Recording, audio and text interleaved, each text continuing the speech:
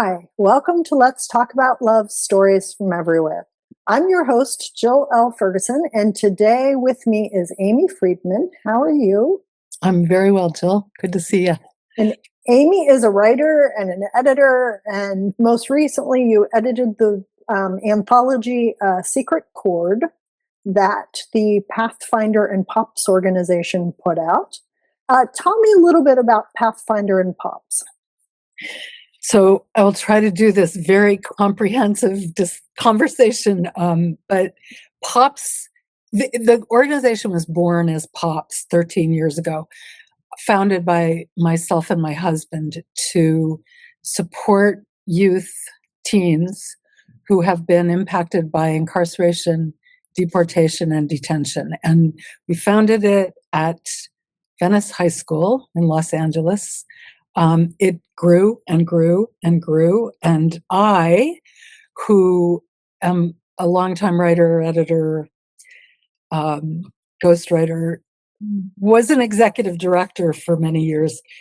Thankfully, long story, in 2022 or 3, Leticia Longoria Navarro, who is the executive director of the PATHfinder Network, her much larger organization merged with POPs and became the PATHfinder Club. So for the last several years, the names, we've been sort of morphing the name into one, and pretty soon it will, well, as of this year, actually, it is the PATHfinder Club. But we're in schools and and in detention centers and in community centers serving this population. And there's a long love story about where POPs came from. But basically, I was 30 years ago a newspaper columnist in Canada, and I decided to write about prison. I ended up falling in love with and marrying a man who was in prison and raising 2 daughters with him. And the sorrow and the shame and the stigma that attached both to me, but more importantly to my girls, was something I didn't want kids to have to endure ever. So that's where the concept was born. And and the idea of the book publishing, right from the start, both my husband and I are writers, and right from the start, we knew we wanted to publish the writing and artwork by these people because they have a lot to teach us. So I think you kind of hinted at something, right, but didn't say it outright, where it doesn't really matter why the parent or why the person is incarcerated or deported. It's always the same kind of social stigma around it, right? It's whether it's for something that we'd consider more heinous of a crime, or from a more white collar crime. I hate to use phrases like that, but it still impacts the family the same. Absolutely. I mean, loss is loss. And part of what happens is a child. So there's a terrible statistic that I will tell you, and I think it's actually gotten worse. But 1 in 14 children in the United States has a parent who is or has been incarcerated, which means any classroom you walk into anywhere, there is somebody experiencing this loss. And it's such a stigmatized experience that people don't talk about it. I'll tell you one story that is just like POPs in a nutshell. The very first club meeting we had, 2013, early 2013, it was at Venice High School, and the first girl that walked into the room walked in, took her peanut butter and jelly sandwich. We always have food because it's teenagers. And she sat down, and the second girl who walked into the room, another 10th grader, they looked at each other, they ran to each other, later told us that they had been close friends since kindergarten. And the one thing they didn't know about each other was they each had a father who had been incarcerated since they were little girls. And it was the one little dirty secret that, so suddenly they find out they have this other profound connection. And, you know, poof, the stigma was gone, and they realized they weren't alone. And and when I saw that moment was when I decided I wanted this to come to schools all over the country. And so you personally had to be kind of vulnerable, right? To do this and to say, "Hey, this is my life. This is the life of my kids." Um, yeah, well, here's the thing. Since it's your personal story, that's My hard. husband and I, ex-husband, Okay. divorced after 7 years. The girls and I have never divorced, Mhm. thankfully. Um, and I but while we were married, I have been a writer my whole life, and I'm one of those people who believes that we're only as sick as our secrets, and I've never really I never felt ashamed. I never felt ashamed of myself. I never felt ashamed of anyone Mhm. associated with our experience. And what was so painful to me was the way my girls experienced that. Um, I used to joke that they were world class liars. I would hear them talking about, oh yeah, their father was off on a mission, or um, and I just believe, I really do believe that we are only as sick as our secrets, and that the ability to talk about who we are and what we're going through is our path to healing.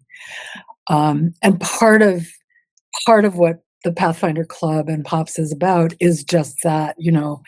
Part of what the books are about are the minute you can sort of see your own experience reflected in a work of art, you begin to let go of that shame. So I guess I would say I never thought of myself as particularly vulnerable. And I just the whole impulse was to protect these young people. That's great. And so do your daughters work with you, any of this, or they're No, they no? don't. Okay. So I mean, they are, I don't even want to say how old they are now. I told them as soon as they turned 30, they had to lie about their age. But they, it's interesting their relationship to this work. So they still live in Canada. Okay. And the work, this organization is based right now in the States. Um, they still don't like to talk about their experiences. I would say that part of what happened for them, their father went to prison when they were really young, before he and I met. They're technically stepdaughters, though I never called them steps. Okay. And they had experienced so much stigmatizing and shame attached to that experience so young that they really have never been um, super open about who they are and where they come Mhm. from. And they love what I do. They love the books. They love to come to club meetings, but they keep their distance a little bit, I would Mhm. say. And there have been many people who've worked with the organization, many adults who volunteered and worked as like club sponsors who also have family incarceration in their lives, um, who say, when one of the reasons they're so drawn to it is, oh, if only I'd had this when I was a kid. I think it's really important to sort of capture that opportunity to help kids know that they are resilient and important and beautiful and smart and strong and talented when they're young. And it's only in the high schools, or are you in middle school? Well, since Pathfinder Network took over, Mhm. it has expanded just this year actually into detention centers. Mhm. Um, and also in a few places in Georgia and then also up in Oregon, There are community clubs that are offered to, like, area in community centers and so forth, so kids from other schools can come. And there are some middle schoolers in I it's hard for me to keep track of all Yeah. of them, but there are some middle schoolers I know in Georgia, at least. I think there's some younger kids in Portland as well. It began in schools, and one of the reasons to me that I really wanted it to be in schools was what I saw happened in Venice was the culture of the school changed. So the clubs are fun. They're they're they have a little kind of sexiness attached to them because they get published, they have guest speakers, they have food. Other kids in the school kind of go, what's that? I want to come in, and it starts to be kind of a cool club. And it also starts to be those young people are not afraid to talk about what they're experiencing. And it just filters through the whole culture of the school. So when you have kids, when you become the cool club, right, and you have more kids that want to join, it becomes a little less like what happens in Vegas stays in Vegas, It's right? definitely not what happens in Vegas is in Vegas. Yeah. Yeah, because I yeah, and kids are allowed to come with friends. Mhm. So there have been members over the years who do not have the experience of personal experience, but people who are interested in learning more about how they can be involved to help people, Mhm. especially in this moment with deportation and detention um, on, in the news, Yeah. um, horrifyingly. Mhm. It's I think that the compassion and empathy I've seen grow and grow and grow in every school I've been in. So um, it's definitely not a what happens in Vegas stays in Vegas. There's a little one of my favorite little visions was when one of the clubs several years ago at Venice again. There was a young kid who came in. He was a ninth grader, and the ninth graders are shy and a little less afraid Mhm. or more afraid to kind of talk about their experiences. And one of the beautiful senior girls, who was a popular girl, became friends with him, and I would see him in the hall, and they would wave to each other. And what happened to him, like, as this beautiful Jessica, the senior, was waving at this little tiny ninth grade boy, was like just awesome. And he would go, "Yeah, Jessica's my friend because we're in pops together." Nice. Nice. So there's I one of the, so I read through the book, and one of the poems that jumped out at me and just gutted me from the first couple of lines. I'd like to read if it's okay. Awesome. Yeah. Okay. So the book again is called A Secret Chord, and this is on page 31, and it's titled "The Last Time I Felt Free." Mm. And the author of it is Ghost Mullen. And the poem starts, "I haven't been free since my mom asked for my tooth fairy money for gas. By then, I knew I had responsibilities I hadn't even heard of. From riding my bike to getting my permit in my freshman year, from playing outside at night to being afraid to ride the bus home, from endless time playing with Barbies to endless hours job searching just to give up and stare at the ceiling. Maybe I was never truly free. Maybe I was just ignorant. But back then, I felt the breeze in my wings." Mm. And I was, yeah. Yeah, you don't I have had to no say words anything after else, that. right? I just felt gutted. Yeah. Yeah, and I think that the thing about the books, there are pieces that are gutting. Mhm.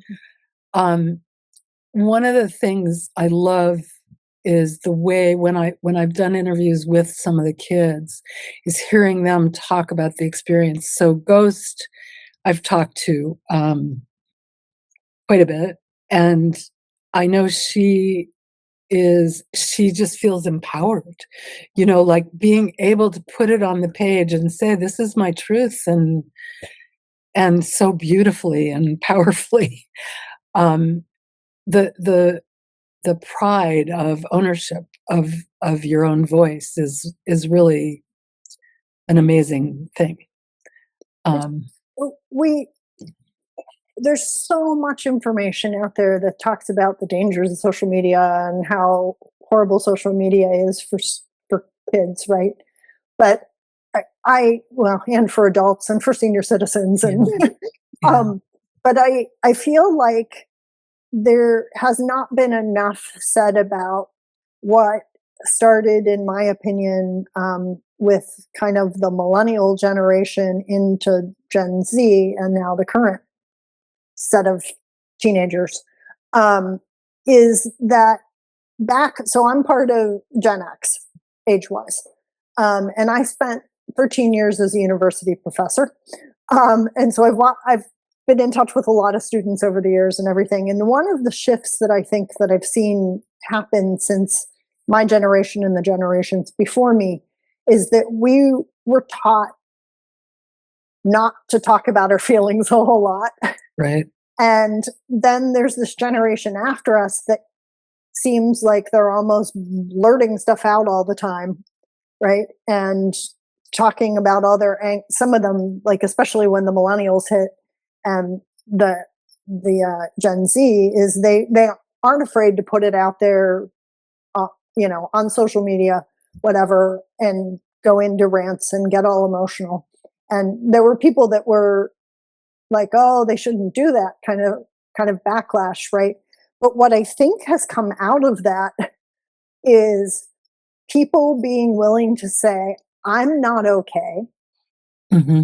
Hmm. Um, and, Hmm. as much as there's research that social media creates anxiety, I also feel like it's opened up this doorway for people to feel free to talk about what's going on with them, to be their authentic selves in all of its messiness, and without having to feel shame about it, without having to feel um, like, oh, I have to keep the family secrets, right? And so I do think there's some benefit to that for people to be able to stand in their own power, have their own agency, and determine what they're actually comfortable saying or not saying and putting out there. I hadn't thought about social media that way. I will say, and I mean, I think it's pretty interesting to think about it that way, and to think about sort of I've guessed since we've been doing this for 13 years plus, kind of done the millennials. Some of them are like young millennials. Um, I have to say that being in the room in person together, the experience. So we did have Zoom meetings during During COVID. COVID, Oh yeah. and it was not at all the Yeah, same. I agree with that. And I I I just think like all of the clubs are different because they all kind of have a different flavor depending on who the leadership and depending on the school they're in, and the city, and so they all have a little bit of a difference, but the one common thing is the feeling when you walk in the room. You just Yeah. feel like, oh, everybody likes everybody in here. Mhm. And so I don't know that I mean, it kind of guts me when I talk to some of the grads, and because the books also we invite graduates to submit work as well, and sometimes I'll say, "Well, are you still in touch with so and so?" And they say, "Yeah, we're Insta friends," and I'm like, "Yeah, I want you to The get same. together and Yeah. have a meal Yeah. together." Yeah. Um, I so I think my point with all that though was that people are more, whether it is because of social media or just because of changes in society, that it's caused generations to be more willing to be more open than, I would like to, I hope so. I hope yeah, that's true. And I guess I don't know. yeah, Um, I, but I'd like to think that's true. I like that idea. yeah. And I know, a lot of the things that happen too with the books, frequently we have teaching artists come in and we invite them to write, and the kids to write and paint and draw and make music, um and part of that is because doing so is a healing experience, and part of it is because we want to show them off in these books, right? And from the get-go, I mean, the books are professionally produced. We make sure, I edit and I work with people on rewrites and Mhm. going back and forth about things, and as do their teachers and volunteers. And we have professional designer and so on and so forth. So we wanted to make sure these people were showcased beautifully. Yeah. Um, and um, and now I forgot where I started with that. But oh, I know is that a lot of times in the early days they they're not prepared to show anybody anything they write or draw, and then as they get a little older, they start to be a little bolder. Mhm. Um, what has really been striking is, and then they get published, and then they see themselves published. And there's this kind of momentary real excitement, but I've noticed that when they're about 20, 21, 22, 23 is when they begin to understand the power of what being published did for them, for the way they feel about themselves and their confidence in the world, and what they learned from reading each other's work or seeing each other's art. So it's got a long tail, you Yeah. know. Yeah. I'm a big believer that creativity is life giving, right? That we were created as creative individuals, Hmm. and even the people that say, "Oh, I'm not creative," Yeah, usually have especially. something that they do creatively. Yeah, Uh, yeah, they just may not, you know, maybe they took an art class in elementary school and found out that kind of art wasn't their strong suit, right? But there's always some kind of creativity that everybody does, and whether it's learning how to garden or all the different kind of, or just having a certain style in their or the way they dress, that's creative 100%, for a lot of people. 100%. Yeah, Totally agree. yeah. Totally agree. Yeah, yeah. So how many students have you and or people have you had involved with the organization over these 13 years? Oh, wow, thousands. I mean, I was thinking about this actually this morning before we were going to get together, and I thought I should have asked how many kids there are right now, but Currently, yeah. but there have been thousands. You know, the initial idea, the model for us was the very first club for gay students that was started in 1988 at one school in Massachusetts. Mhm. And we found the guy who started it and got his proposal, which is where we began with and went to the principal. And um, but so right away, we were just doing it word of mouth. My Mhm. husband was a teacher at Venice, and he would tell his classes, and a few colleagues would tell their classes. Within a week, we had 25 kids. Within 2 weeks, there were 35 or 40, I think. And that's pretty standard. Leticia told me the other day, I think they had 46 kids in one of the club meetings up in Oregon. So, and right now we have only 12 only, but there's 12 clubs. Now some of those are these community clubs, so they're Uh-huh. larger and reaching more, but I don't even know that I could begin to count how many people since the beginning have been involved, but many, many, many. And And this is across the US. It's not just West Coast, because you mentioned Georgia and right, other places. Georgia, and Yeah. we have one club in New York City. We've had clubs that, alas, we had a great one in Bemidji, Minnesota. Here's what happens. We've learned over the years about this, but every club needs a leader, Uh-huh. and in schools, it needs to be a teacher or a counselor or an administrator to sponsor the club. Yeah. And we had this fabulous person in Bemidji, Minnesota, and she, alas, right at the last minute before school was starting when September, left and did not find a replacement. And it was so far away; it was hard for us to.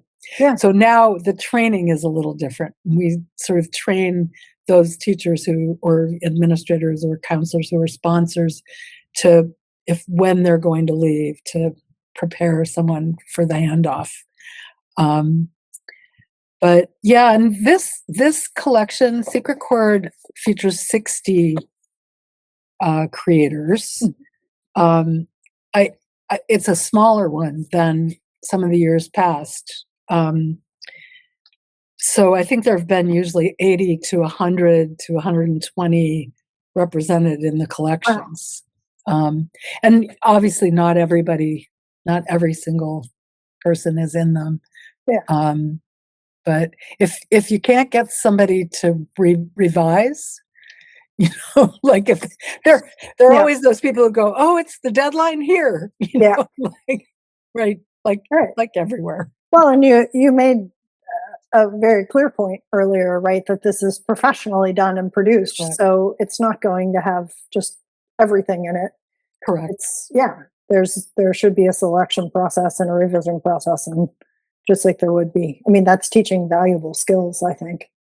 Yeah, And you're creating something that can be put on resumes and college applications, and absolutely. yeah. Absolutely.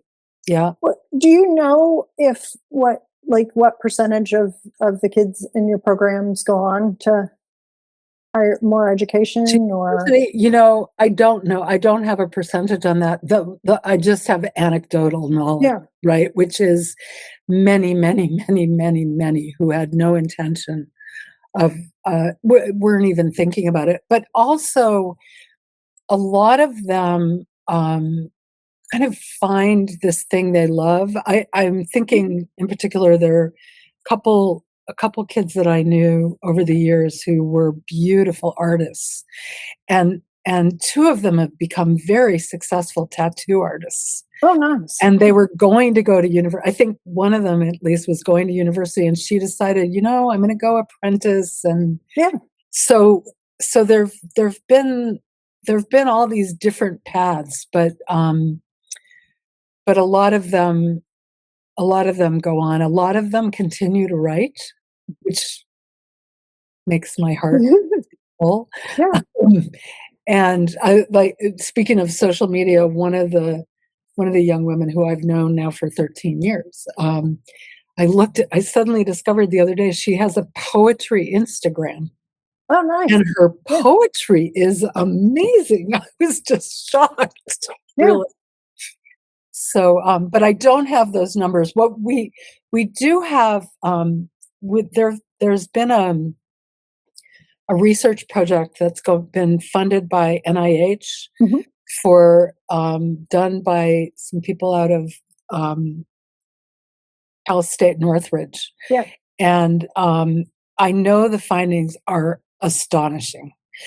Like, for instance, I know that they also do they'll um, track kids who are also impacted but not receiving the clubs. Mhm.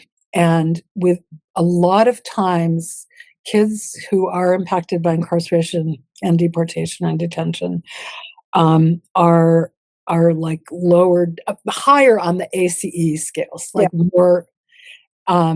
And for anybody listening that's not familiar with the ACE scale, it's tracks trauma across childhood and adversity across, Adverse childhood and experiences. and the Yeah. higher your number, the more traumatic childhood you've had. So they often come in with these really high ACE scores, and within 6 months of being in the clubs, their their ACEs like diminish. So that I don't know. I never know how to talk about this stuff, but this is like I always need the scientists to come in and do this for me. But they're like par with their peers who are not impacted. So I know that the research has been really quite astonishing. Yeah, so in the press material, actually, it says it's a national longitudinal study funded by National Institutes of Health called the SHARE study. Correct. Yeah, and it says we're following thousands of teens who are in our clubs and who are also not participating in our clubs, and administering surveys to understand the impact of our clubs as well as teens' experiences. The preliminary data suggests that after just 6 months in our clubs, youth are able to catch up with their peers who haven't experienced the impacts of incarceration, detention, and deportation in key developmental asset domains that ensure positive health and social outcomes. And it says that being published is not symbolic. You're also tracking the impact through that. And that holding a book disrupts stigma, builds narrative agency, says, I exist, my story matters. And I think that's just beautiful. So do you, Thank you for reading no, that. no, I really that's appreciate it. if you, so once the book is published, do you have like, is there a number of contributor copies that each person gets? Yeah, each contributor gets a copy, Mhm. and each club gets a series, like a bunch of them, so kids can take them out and we've been trying more and more to make it possible for families to get more copies if they want them. We have a really generous donor who makes this possible every year. Mhm. But also, obviously, we invite people to buy copies. Yeah. One of the things that like they're very popular in libraries, and I've been working hard to try to get them in more and more libraries and school libraries, and inviting people to buy a copy for their favorite library or Mhm. but we make sure that every contributor has them, and the clubs have them, and we have so we'll be having every year for the last 3 or 4. There's been a big book launch event. There's one coming up in Great. Portland, but we're going to do one in Los Angeles in the fall. I don't yet have a date, but I will let you know Okay. because it's going to be. They're always really amazing. Like the one in Portland is going to be at Parkrose High School, which is where one of the first clubs up there was founded. Um, and they've got this big, beautiful library, beautiful. And here we'll do it in a theater. Mhm. Um, and there are a few actors who often come to perform the work with the kids, Oh, and nice. so it's fun and beautiful. And we used to do them every year when I was running it down here. Mhm. Um, so and they're always just beautiful events, and the kids love them and people love them. It's fun. I remember there was one young woman in one of the clubs who told me, "Well, I'm a dancer. I'd like to come do a dance for the show." And I remember thinking, "Oh, that'd be sweet." And I wasn't really expecting much. And we go into the theater for the rehearsal. She is astonishing. I mean, and she's become a professional dancer, but it was the most beautiful. It blew my mind. She's like, "Oh yeah, I dance." No, you are a dancer, right? Like, Yeah. So there are all these surprises that happen. Or kids will go, "Well, I sort of play guitar," and then, or there were these two young men who were banjo players, and they were so great. These adorable twins, and they just knocked my socks off. So, yeah, the kids, you invite them to show you who they are, and they really astonish you. Well, and you're open to any kind of creativity. For Right. sure. Yeah. For sure. Yeah. Did the book is available on Amazon and Barnes It's and all over Noble the and place. yeah. So the best place to find where to buy it is the website for the organization, which is the pathfinderclub.org. All And squished together as one word. all squished together Okay. as one word, the Pathfinder Club. And the other place is the press is Out of the Woods Press, and that's outofthewoodspress.com. Okay. And so it'll link to all the different places to buy copies. This one and all our previous books as well. And is it available at bookshop.org, which is that website that has all the indie? I believe so. The timing is always Yeah. like a little different, but I'm like 98% sure it's already there. The official pub date of A Secret Chord is tomorrow, Okay. I think. Yeah. Obviously it's been available as pre-order for months now. So, but yeah, and I really will let you know when our event is, because I'll want you to come. Okay. So I live in Long Beach, and there's a little bookstore near my house that is called Page Against the Machine. Oh, And wow. it's an activist bookstore. Oh, they need And to have it. that's what I was thinking. Yeah. Awesome. Page Against the Machine. I Yeah. love it. Yeah, I don't know them. So- I'm gonna come down to Long Beach and look at them. Okay. So A Secret Chord is published in what formats for people in case they're looking? It's soft cover, and it's also ebook. Okay. Yeah. And are you going to, or have you in the past released audio versions of the book with the students reading stuff? Or I guess it's fun to show photography and art that way. Yeah, and you're not the only person who's asked that. I've actually been thinking more and more about what we could do.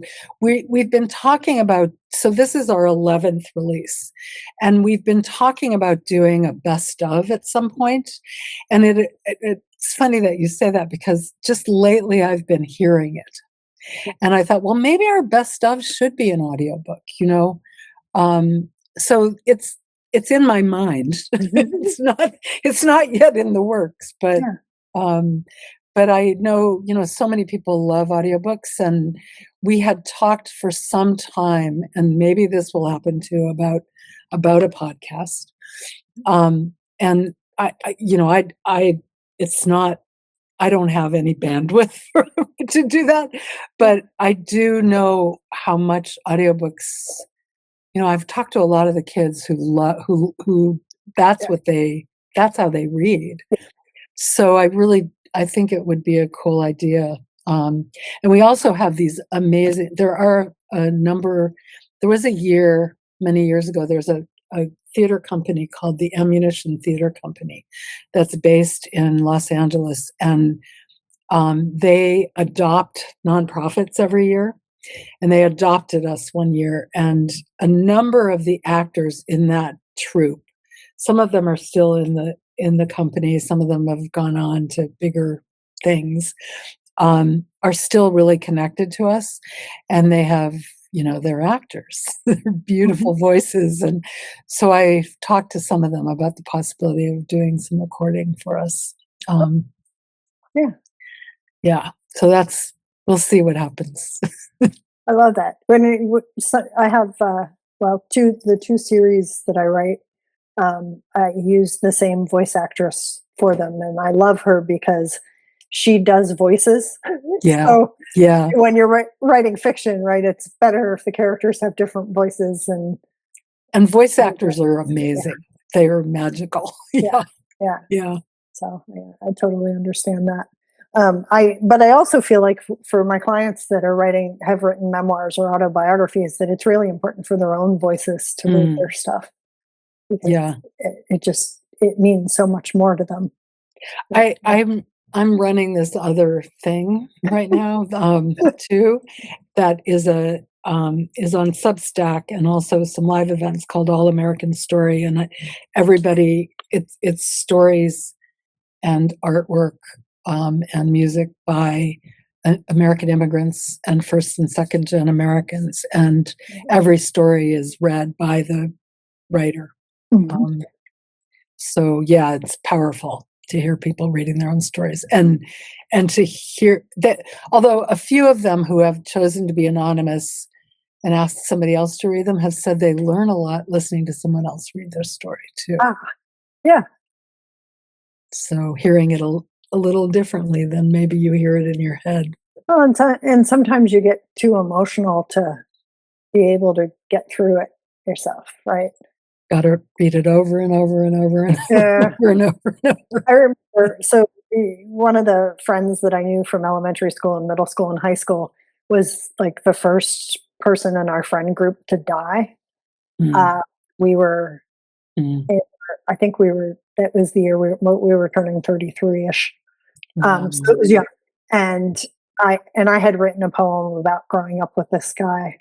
But when I got to the memorial service, I was way Couldn't. too overwhelmed to try to read it. So I asked one of my closest friends if he'd read it for me and to the group because I just couldn't do it. So I get that. I mean, I sometimes we're just not in a space where we can do that, even if what we have to say is super valuable. Yeah, Right? yeah, yeah. Yeah. Um, I did learn a long time ago, and I've taught the kids this too, that one way that what you want, if you have something that's gonna make people cry, is you don't wanna cry, you wanna no. make them cry. Yeah. And so, partly by if you read something aloud over Over and and over. over Yeah. and over until the words are just kind of flowing, you Yeah. can get through it. Well, and if you say a word over and over and over again, it loses its meaning to you Right, psychologically. Yeah, right, yeah. right. It just becomes a sound. But yeah, that's a good tip for them. Good tip. Yeah. Yeah. So when we do these launches, we that's how we train the kids to, like, if you're gonna get on stage and you're gonna read your work, if you're emotional about it, you wanna make them cry. You don't want you to cry. So we teach them to we've had a number of, like, also actors come in and work with kids to teach them Oh, that's how to great. how to do stage presence. So And one last question before we wrap up is: have you met family members from the kids you're working with, and have they discussed the impact of on the family of what? I'll tell you, there's a complicated answer to that, but yes, we have.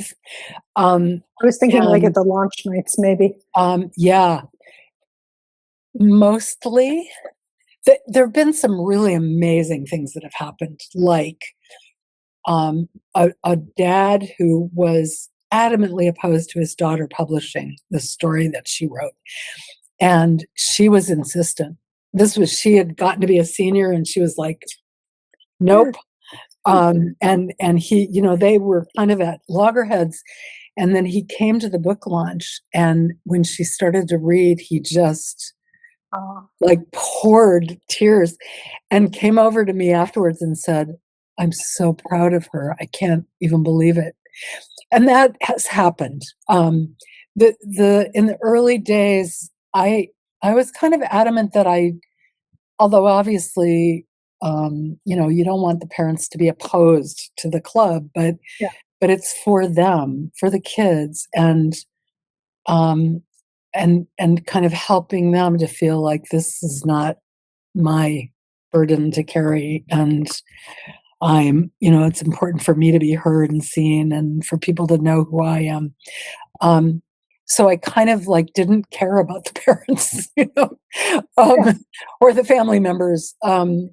But but over the years, yeah, there have been a number who've come in as guest speakers, actually, Oh, wow. um, who have Yeah, they're mostly just gratitude. Mhm. And some of them, I think, just don't tell their parents. Okay. Yeah. I think that that's, Yeah. It's their um private time. yeah, Yeah. Healing time for them. I yeah, understand that. yeah. Mm. What is there any last thing you wish people knew about the program, about Um, you, about what you're doing? well, I would love people to look at the website because it tells the story. I mean, it tells the story of what the club is and also all about the publishing, and And again, just that's the pathfinderclub.com or .org. .org, sorry, all Yep, squished together as one word. right. And yeah, no, about me, just that I feel really like I'm a lucky person that I get to work with all these amazing artists. And I guess I'll say this: I wrote a memoir about my marriage that's called Desperado's Wife. That is I've written published a number of memoirs, but that um, tells the story, and I think actually um, in some ways is part one of the story. This story, Okay. Yeah. And is your ex-husband out of prison yeah, now? Okay. is yeah, Yeah. yeah, and doing okay, Yeah. and we're friendly. Okay. That's good. Yeah. Yeah. Mm. Well, and so if anybody's interested in looking for that, they can find that everywhere books are sold, right? Pretty It's much. on it's pretty much on Amazon now. It's Okay. 10 or 11 years old, Yeah. something like that. But, Okay. So Desperado's Wife, written under Amy Friedman. correct, Yeah. correct. Well, thank you so much for taking the time to talk about the program and the book and life and Thanks so much sharing for with having me. others. I'm really appreciative. Yeah. Thank you. And I just am, like, dazzled by a salary Cinderella story. Yeah. Thank you. Really appreciate it. Good to meet you too. Meet you.